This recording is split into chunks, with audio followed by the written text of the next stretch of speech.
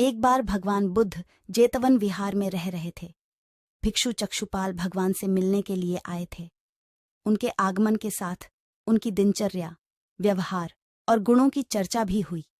भिक्षु चक्षुपाल अंधे थे।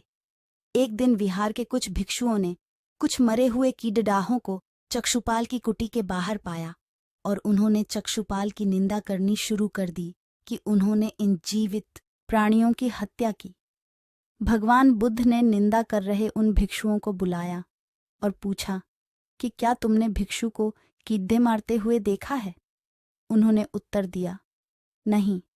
इस पर भगवान बुद्ध ने उन साधकों से कहा कि जैसे तुमने उन्हें कीड़ों को मारते हुए नहीं देखा, वैसे ही चक्षुपाल ने भी उन्हें मरते हुए नहीं देखा और उन्होंने कीड़ों को जानबूझकर नहीं मारा है, इसलिए उनकी भर्त्सना करना उचित नहीं है। भिक्षुओं ने इसके बाद पूछा कि चक्षुपाल अंधे क्यों हैं? उन्होंने इस जन्म में अथवा पिछले जन्म में क्या पाप किए? भगवान बुद्ध ने चक्षुपाल के बारे में कहा कि वे पूर्व जन्म में एक चिकित्सक थे।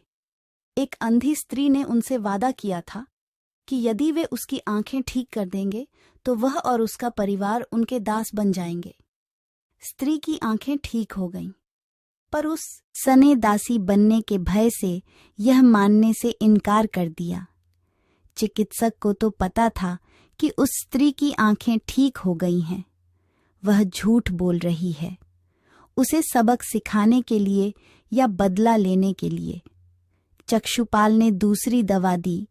उस दवा से महिला फिर अंधी हो गई।